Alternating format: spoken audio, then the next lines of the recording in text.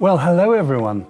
I'm just so pleased to have this opportunity to talk to you about this really, for me, very exciting triple bill, mixed program of 3 ballets, all of which are really important pieces to me because they've been a part of my life ever since I started working at Sadler's Wells Theatre in London.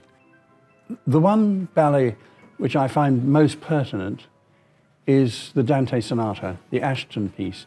You know, he choreographed this really early on. It was done at Sadler's Wells Theatre in London in 1940, actually.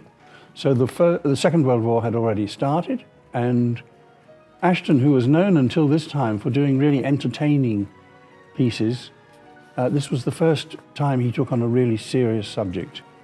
And the music director of the company, Constant Lambert, found this sonata by Franz Liszt, and it's a piano solo originally that Liszt wrote just for piano. And Constant Lambert was worried that in the large theatre with the piano in the pit, that it wouldn't necessarily be loud enough to support all the action that was happening on stage. So he wrote a part for the orchestra, but it's tremendously cleverly done because he never altered the Franz Liszt original piano writing. He just added the orchestra to give it more colour and more weight. And it really supports the story of the ballet. It's a story about, if I'm really basic about it, it's the fight between good and evil, the people of darkness and the people of light. And of course this was so pertinent in London in 1940 when the place was being bombed every night. So I find it a very powerful piece. And I suppose in contrast with that, because we have 2 Ashton pieces, is the ballet Rhapsody, which he did very much toward the end of his life. So there's 2 pieces really which span his career. And Rhapsody is a ballet on the piece by Rachmaninoff, variations on a theme of Paganini. So the theme, was a violin solo written by Paganini, and Rachmaninoff wrote this set of variations. Sir Frederick Ashton chose the ballet to do, it was 1980, and it was for the Queen Mother's 80th birthday. And it was also because we had a visiting soloist called Mikhail Baryshnikov, who I'm sure you all know, a wonderful Russian dancer.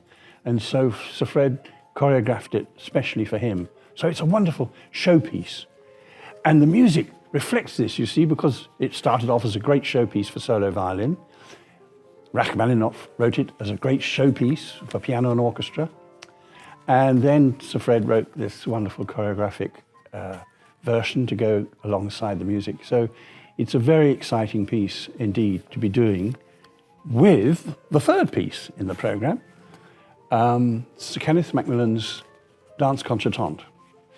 Now, for me personally, this is terribly important because I joined the Sadler's Wells Company as a musician in 1972, and we did a revival.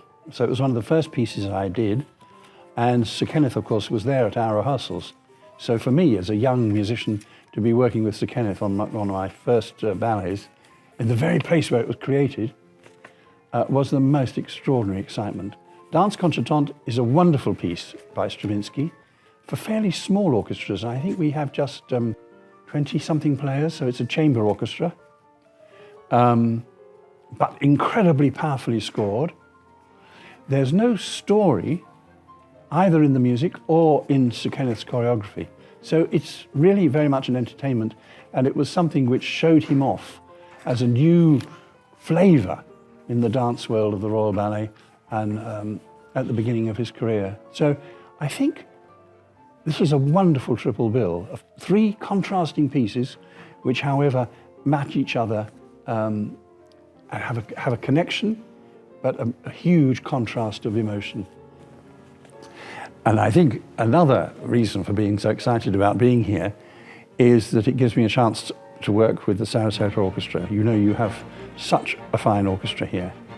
And it is wonderful to perform ballet to live music. You know, We have 2 casts for each ballet. They will all want things slightly differently, each dancer, just like a singer in the opera will have things slightly differently for each aria they sing. And with live musicians, you have the chance to mold each piece around your casts. And when you have an orchestra as sensitive and as brilliant as the Sarasota Orchestra, it means that I'm in for a treat, and I hope you're in for a great treat as well.